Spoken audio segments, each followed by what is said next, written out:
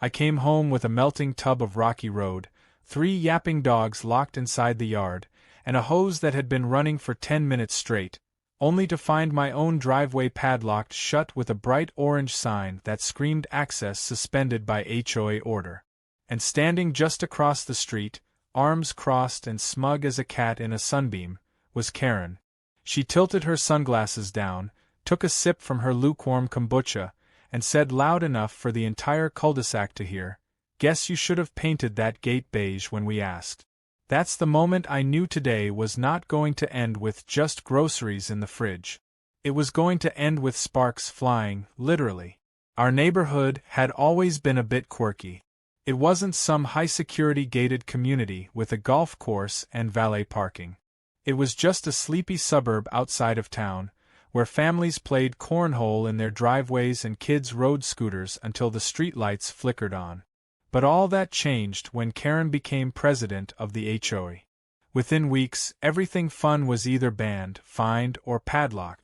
Karen was a tall, lean woman with a visor permanently welded to her scalp and a clipboard that somehow had more legal power than the U.S. Constitution.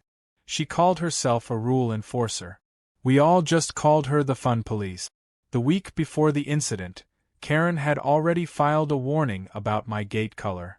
According to her, my dark green wrought iron gate was too intense for the visual harmony of the neighborhood. Her actual words were "it's intimidating," and I responded with laughter. I thought it was a joke, until she made it my problem. That day I had gone out for a simple grocery run. My wife, Ashley, had texted me to grab milk, eggs, and that specific brand of dog food our 3 golden retrievers apparently couldn't live without. I wasn't even gone 30 minutes. But in that time, Karen decided to host what she probably called a code compliance intervention. She brought in 2 men from some sketchy maintenance crew, slapped on her infamous orange HOA tag, and padlocked our driveway gate shut like we were squatters on our own property. She didn't leave a voicemail. She didn't knock. She didn't even text. She just watched. From her balcony. Binoculars and all. I tried to lift the gate manually, but the padlock wasn't some cheap dollar store latch. This thing looked industrial, military grade, practically. It was looped through both handles and sealed shut like it held government secrets behind it. I called the HOA hotline and of course it went to voicemail. I tried the emergency line listed on their website and got an out-of-service message. Meanwhile, inside the yard, my dogs had started going nut. One of them was drinking from the hose that I forgot to turn off, and the others were howling like they sensed war on the horizon. Across the street, Karen was now sitting in her lawn chair, watching like it was the neighborhood drama she subscribed to. She waved at me. Waved. After climbing over the side fence and letting myself in, I stood inside my own property seething with disbelief. Ashley came outside, holding our baby daughter in one arm and a banana in the other. She asked what was going on, and when I told her Karen padlocked us in, she blinked, looked toward the street, and said flatly, "I'm going to jail today." I assured her she wasn't, because I had a better plan. Karen wanted war? She was about to get a spark show. But first, I tried diplomacy. I went over to her house, knocked politely, and waited. She answered the door like she had been rehearsing the scene for a courtroom drama. Sunglasses on. Lips pursed. Clipboard in hand. I asked her why she thought she had the right to padlock a privately owned gate on private property. She smirked and replied, "It's community standards. Your gate was out of code. You were warned." When I told her she was trespassing, she laughed. When I mentioned legal repercussions, she said she welcomed the challenge. She actually used the word challenge like we were playing chess. I knew right then that she didn't just want control, she wanted a reaction. Well, she got it. I dusted off my old welding gear from the garage and waited until the next morning. I didn't do it under the cover of night like some petty vandal. No. I did it in full daylight, with a folding chair and a cup of black coffee by my side. I rolled out my welding cart, put on my gloves, and sparked that torch to life like I was launching a rocket. I welded the padlock shut. Then I welded the hinges. Then I welded the gate handles together. It wasn't just shut, it was part of the fence now. One seamless, immovable piece of art. Karen came outside halfway through, her mouth open like she was watching a war crime. She called 911 right there in front of me, yelling that I was tampering with community infrastructure. The police arrived, 2 officers I actually knew from the station down the road. I explained everything, showed them the property deed, the ownership lines, and even showed them video footage from my ring cam of Karen trespassing and padlocking the gate. They laughed. One of them literally chuckled and said, "This is the dumbest thing I've seen all week." Karen tried to object, but when the officer asked if she had authorization to alter my property, she went silent. They gave her a warning and left. But that wasn't the end. Because what Karen didn't know, what she never saw coming, was that I wasn't done yet. That gate had become a safety risk, not because of me welding it shut, but because she'd padlocked it in the first place, making it non-functional during emergencies. The fire marshal? Oh, I had his number already from last year's Christmas light complaint. And I wasn't calling him as a homeowner. I was calling him as a certified fire safety consultant. I wasn't just retaliating. I was building a case, one spark at a time. By the end of that day, I had surveillance footage uploaded, an official complaint drafted, and a copy of the HOA handbook with every line Karen violated highlighted in neon. The neighborhood had started whispering. People were peeking from windows. Someone actually brought popcorn. And Karen? She was pacing on her lawn, phone glued to her ear, probably calling every number in her Karen Rolodex. She still had no idea what was coming. She thought a padlock was control. I was about to show her what consequences looked like. Karen might have thought her little stunt with the padlock would just fizzle into a minor neighborhood spat, but what she didn't realize was that I had no intention of letting it go. The moment I pressed send on the fire hazard complaint, I knew the real battle had begun. I wasn't just going to undo her power grab, I was going to unravel her entire fake empire, thread by thread, until every clipboard, warning notice, and fake citation she'd ever issued came back to bite her. It started the very next morning with the arrival of a red truck marked Emergency Access Compliant. The fire marshal himself stepped out, a big guy named Mike, who had the kind of walk that said he was used to dealing with ridiculous neighborhood drama.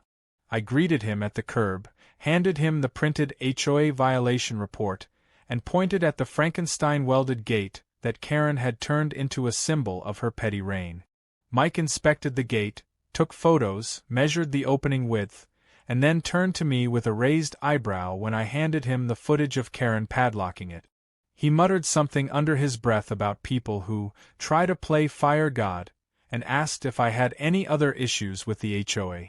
I gave him a short list. He nodded and said he'd be talking to the board directly. Meanwhile, across the street, Karen stood frozen on her porch, her phone gripped so tightly it looked like it might snap. When she saw Mike's uniform, her eyes darted to the gate, to me, and back again. Then she marched down the steps like she was about to fix it all with a single monologue. What happened next was pure comedy. She tried to intercept Mike with a high-pitched, overly sweet tone that reeked of desperation. She said the gate was part of a voluntary compliance program, and that community beautification was in everyone's interest. Mike cut her off mid-sentence and asked, "Did you touch this gate?" She faltered, blinked, then said, "Not personally, but under my authority, yes." That was all he needed. He pulled out a citation pad and began writing. Karen tried to argue, but he pointed out the fire code violation, impeding emergency access to a residential property. That was a city fine. A big one. Not to mention potential criminal negligence if anything ever happened and first responders couldn't enter. Karen's jaw dropped. For the first time since she'd taken her HOA throne, she looked genuinely scared. She started blaming the HOA board, claiming she had been acting on their instructions. But Mike wasn't interested in finger-pointing. He handed her the citation and said, "You'll need to come downtown and provide documentation. We're opening a file." That last sentence made Karen's whole body tense, like someone had pressed a panic button. She stormed off, muttering something about how this wasn't over. She was right, it wasn't. That night, our neighbor Ray stopped by. Ray was a quiet guy in his 50s who mostly kept to himself, but he'd had a few run-ins with Karen too. He stood on my porch holding a plastic folder filled with photos, padlocks, notices, even a flyer Karen had made claiming she was authorized to inspect fences and yards for violations.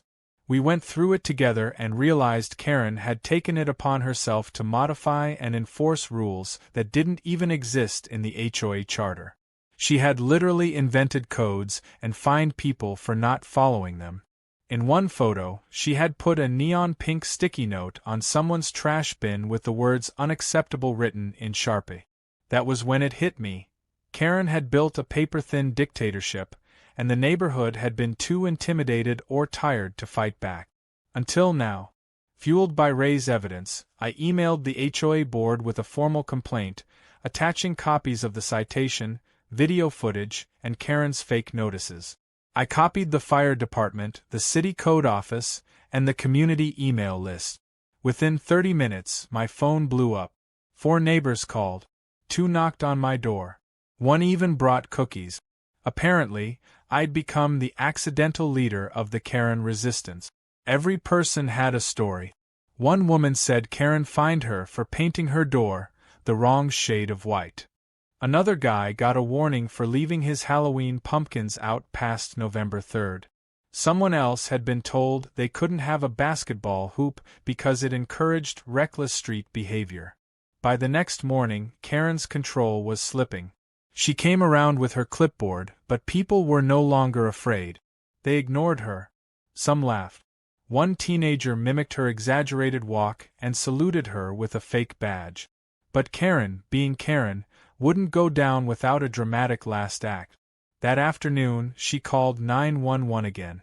This time, her claim was that I had sabotaged community infrastructure with intent to harm.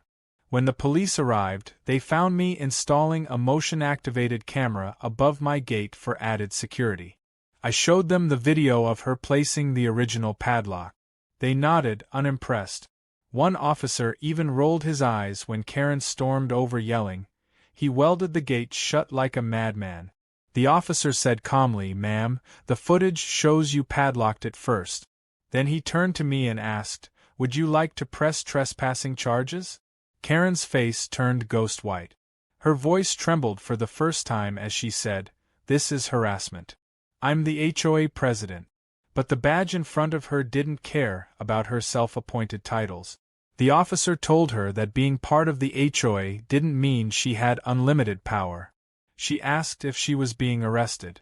He said not today, but if she kept interfering with private property, that could change. She backed off like she had just touched a hot stove. That night, the fire marshal filed the official notice against the HOA for noncompliance and unsafe practices. The board was now forced to hold an emergency meeting. Karen didn't know it yet, but her reign was over. At that very moment, neighbors were pulling together old notices, photos, video clips, and receipts. They were done being scared. We were done being ruled. And while Karen sulked behind her curtains, furiously texting her mystery lawyer, I sat on my porch with a cold drink, watching the sun set over my newly camera-protected, beautifully welded gate. It wasn't just metal anymore. It was a symbol. And the woman who tried to chain it down had just unlocked her own undoing. The calm after the fire marshal's visit didn't last long.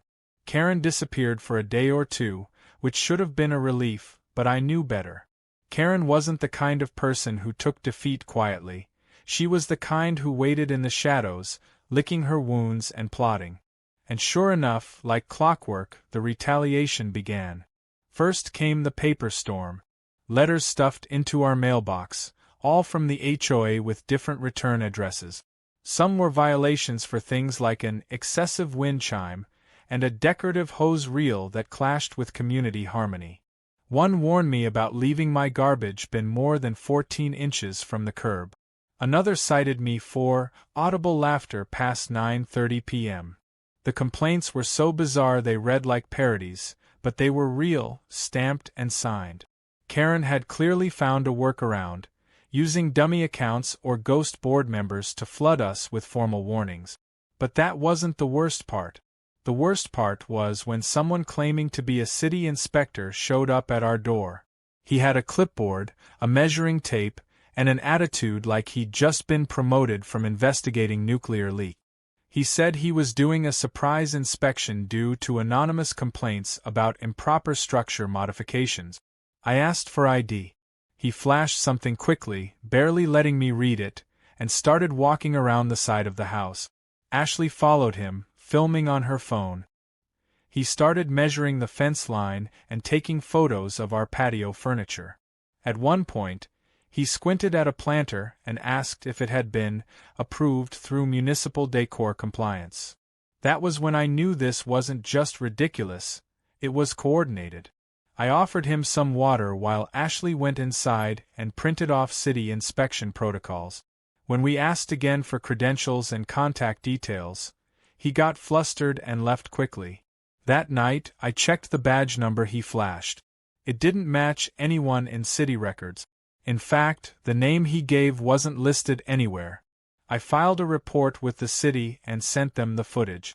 2 days later, someone from the real inspection office confirmed what we suspected.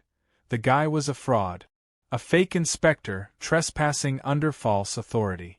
I didn't need a crystal ball to figure out who was behind it. Karen had found a new low. Not satisfied with padlocks and bogus fines, she was now staging inspections to harass us. But this time, she'd crossed the legal line. Impersonating a public official?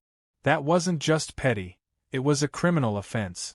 And I had the whole thing on camera. So I started building a case. Every letter, every notice, every suspicious visitor, I documented it all. I compiled it into a neat little digital folder titled Karen's Greatest Hits. But it wasn't just about protecting my own home anymore. It was about exposing the entire illusion of power she had created. Ray and a few other neighbors helped me dig through past HOA record. We found something even more disturbing, a pattern. Karen had filed over 70 violations in the past year alone. That was nearly double the number of all other board members combined. And when we looked closer, it turned out many of those violations were tied to a fake email account, something like hoenforcer.localchapter@outlook.com, mailto hoenforcer.localchapter@outlook.com. There was no official record of that account being linked to any board member, past or present. And yet, it had issued warnings, collected fines, and even submitted gate key requests. She had basically created a shadow HOA within the HOA. The most explosive discovery came from an old neighbor named Lisa, who had moved away last year after a massive falling out with Karen. She heard about the gate drama on a community Facebook group and reached out. She told us that Karen had a relative who ran a private code enforcement agency, basically a family-owned racket dressed up to look like city officials. Karen had paid them to show up, take pictures, and hand out warnings. All under the table. All without legal backing. That explained the fake inspector. That explained the mountain of absurd fines. That explained everything. With Lisa's help, I tracked down the LLC tied to the agency. It was registered under Karen's maiden name. That was the missing puzzle piece. Now we didn't just have a petty neighbor going on a power trip, we had evidence of fraud, abuse of authority, and misappropriation of HOA influence. I handed everything over to a local journalist named Claudia, someone I knew from college who now specialized in community corruption stories. She was skeptical at first, until she saw the footage, the letters, the fake badge, and the LLC document. Her words were, "This is insane. I'm in." The story aired a few days later on the local news. The segment was short but explosive. It showed the fire marshal's citation, a montage of padlocked gates, footage of Karen yelling at neighbors, and even a blurry screenshot of the fake inspector sneaking around our fence line. Claudia narrated it with just the right tone of disbelief. It was titled HOA Tyrant or Neighborhood Vigilante. The segment ended with the line, "And now residents want answers and change." Karen didn't come out of her house for a full day. The next morning, someone stuck a handmade sign into her lawn that said HOA does not mean Queen. I heard she tried to remove it, but neighbors just put another one up. And another. That same day, she filed a complaint with the HOA board claiming harassment, abuse, and defamation. But it backfired. Several board members, now under pressure from city authorities and media attention, held an emergency meeting. They voted to freeze all enforcement actions until a full audit could be completed. Karen's authority? Gone. But she wasn't finished. That night, someone knocked over our mailbox. Someone also left a piece of paper in our driveway with the words "You'll regret this" written in all caps. We didn't see who did it, but cameras caught a figure in a hoodie moving fast just after midnight. We called the police and filed a report. I wasn't scared. I was focused. Karen was unraveling, and every move she made only exposed more of her desperation. By now, the neighborhood had shifted. People who once stayed quiet were suddenly standing up. Neighbors started organizing informal get-togethers to talk about replacing the HOA board entirely. Some shared stories of how Karen had bullied them into repainting their homes, ripping out trees, or canceling birthday parties because of noise complaints. One guy admitted he once pretended to be out of town just to avoid her monthly yard compliance inspections. The more people talked, the more we realized just how deep the damage went. Karen hadn't just been enforcing rules, she had been ruling through fear. What she didn't count on was that fear eventually wears off, especially when truth steps in with a flashlight. And now we had all the light we needed. The walls were closing in around her, and Karen had no idea how much more we were holding back. The welded gate had been the start, but now we were welding her lies shut one by one. The neighborhood had never been more alive with conversation. For the first time in months, people were gathered in front yards not to whisper about violations but to swap stories, laugh, and share copies of the news segment that had aired the night before. Karen's face, frozen mid-shriek during her HOA rampage, was now the background on more than one neighbor's phone. Kids were jokingly calling each other HOA president when playing tag, and someone even printed stickers with a crossed-out clipboard and the words, "Not today, Karen." It would have been funny if it weren't still so raw. The story had done more than just embarrass Karen. It had shaken the foundation of the HOA itself, forcing every board member to face questions they'd never prepared for. And the ones who didn't like the attention? They started resigning. Fast. 2 board members quit within 48 hours, citing personal time constraints. Another asked for an indefinite leave of absence. That left just 3 sitting members, and none of them wanted to be associated with Karen's side of the scandal. One of them, a woman named Teresa, actually approached me during a morning dog walk. She was flustered, apologetic, and oddly sincere. She admitted that Karen had run things like a one-woman show, bulldozing anyone who questioned her. The meetings, Teresa said, were often scripted. Karen would arrive with pre-written minutes and expected them all to sign off. Most did, just to avoid the headaches. I asked her why she didn't speak out sooner, and she said, honestly, fear. And a little laziness. Karen did all the talking. She made the rest of us look like we were working. It was hard to stay angry after that. Not because I forgave the negligence, but because it finally explained the silence that had let Karen rise to power unchecked. People weren't evil. They were just tired. And now they were waking up. A community meeting was scheduled at the local library, outside of Karen's control. The word spread fast. Flyers were posted, group texts buzzed, and someone even made an RSVP list on the community Facebook page. More than 40 residents showed up, spilling into the hallway and sitting on the floor. I stood near the back, not wanting to lead, but somehow still being watched. Ray opened the meeting with a short speech about transparency, accountability, and taking our neighborhood back.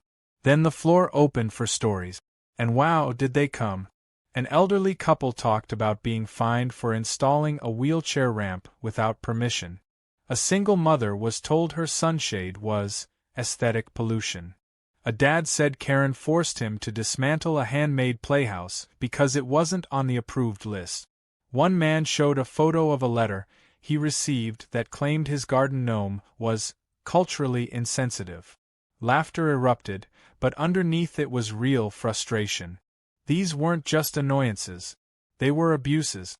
It was a long overdue therapy session, and everyone had something to say. Eventually, someone stood up and asked the big question, "Can we remove her?" The room got quiet. It was a heavy question, but it was the one we'd all been circling. A lawyer named Jenna, who had lived in the neighborhood for 6 years and had mostly kept to herself, stood up and calmly explained the process. Yes, we could. It would take a petition with signatures from at least 60% of homeowners, followed by a vote at an official meeting. She already had the template printed and ready. The room burst into applause. That was when Karen walked in. She must have heard about the meeting and come to see it for herself. She entered like she was walking onto a courtroom stage, head high, posture rigid, and voice already raised. She called the gathering illegally organized, and threatened to report everyone for unauthorized civic assembly. People laughed. Not mockingly, but honestly. They were done being afraid. Someone asked her if she'd brought more padlocks. She tried to talk over everyone, saying the HOA charter didn't allow for impromptu leadership votes and that any attempt to remove her would be considered civil sabotage. Someone else raised a hand and asked what section of the charter covered impersonating city officials and rigging elections. Karen snapped. She launched into a rant about community standards, how hard she worked, how ungrateful everyone was. She pointed at me and accused me of orchestrating a smear campaign, of turning the neighborhood into a circus. She shouted, "I've given this neighborhood structure. Without me it falls apart." I waited until she finished and then calmly said, "You gave it chains. We're just cutting them loose." That's when she lost it. Karen screamed that she was going to sue everyone in the room. She said slander, defamation, emotional distress. The librarian politely asked her to lower her voice or leave. She refused. The librarian called security. Karen was escorted out of the public library while still yelling about bylaws and order. And just like that, her final claim to power crumbled. Her dignity went with it. The next morning, the petition had more than 80% of the required signatures. A special HOA vote was scheduled for the following week. In the meantime, someone from the city finally showed up with a full investigation packet regarding misuse of funds. It turned out Karen had spent over $5,000 of HOA dues on community aesthetic services, including payments to her cousin's fake inspection business. That wasn't just shady. That was felony-level shady. Word spread quickly. By the time the HOA vote happened, nearly every homeowner had heard the full story. Karen didn't even show up. Her resignation was submitted by email, laced with passive-aggressive jabs and claims of victimhood. She said she had been misunderstood, that she had only ever tried to protect the neighborhood from decline. She accused the board of betrayal and the homeowners of hysteria. She also tried to file a last-minute complaint about my welded gate again. It was denied. We voted in a new board that night. Fresh faces, open minds, and a promise of transparency. I declined when asked to run. I didn't want power, I just wanted peace. But I stayed behind to help draft new guidelines. Real ones. Fair ones. No padlocks. No anonymous complaints. And no more self-declared rulers. A week later, Karen's house went up for sale. A moving truck showed up just after sunrise. She loaded everything herself. No one came to help. She didn't say goodbye. People watched from porches, some sipping coffee, others pretending to water plants, all united in one unspoken sentiment: good riddance. The gate she tried to control remained welded shut, a piece of functional art now repurposed into a symbolic sculpture. Someone even hung a small sign on it that read "No trespassing unless invited," including Karen's. We all laughed when we saw it. It wasn't petty. It was closure. Karen was gone. The clipboard was gone. And the neighborhood, at long last, was ours again. The neighborhood settled into a strange but welcome kind of quiet after Karen moved out. No more early morning walkarounds where she would inspect people's yards like she was head of suburban security. No more random citations stuck under windshield wipers for grass being 2 inches too long. No more anxiety when you opened your mailbox, wondering if this was the day you'd get hit with a new violation for something absurd like a non-neutral wind chime. Her departure wasn't just an event, it was a turning point. The air felt lighter, the conversations more open. People who had never spoken more than a passing hello started stopping to chat on sidewalks, laughing about the tyranny we'd all lived under for far too long. For the first time, we weren't just neighbors. We were allies who had made it through the same battle and lived to tell the story. The new HOA board wasted no time cleaning house, figuratively and literally. Within 2 weeks of the leadership shift, all of Karen's fake enforcement emails were scrubbed, and the board released an official statement acknowledging that previous rules had been enforced without proper authorization. They offered refunds to anyone who had paid fines over the last 12 months, and even hosted a weekend barbecue to apologize for the tension and isolation that had grown under Karen's leadership. That event turned into one of the most well-attended gatherings the neighborhood had ever seen. There were bounce houses, barbecue pits, and even a DJ booth playing cheesy hits from the early 2000s. Someone brought a piñata shaped like a padlock. People took turns whacking it with a plastic bat while pretending to write fake citations. It was ridiculous, cathartic, and perfect. Even the dogs seemed happier. Mine ran free in the backyard without the stress of being monitored for barking or tail wagging too enthusiastically. My wife, Ashley, who had always stayed on the sidelines during the worst of it, finally smiled with full relief as she watched neighbors laugh and kids play freely. She looked over at me during the barbecue, handed me a soda, and said, "You did it." I shook my head and said, "No, we did it." But deep down, I knew that Welded Gate, that one rebellious act, had been the beginning of the end for Karen's control. And I didn't regret a single spark.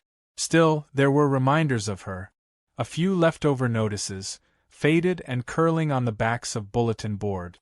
A cracked clipboard found in a trash bin by the dog park. And of course, the occasional newcomer asking what the Welded Gate was about.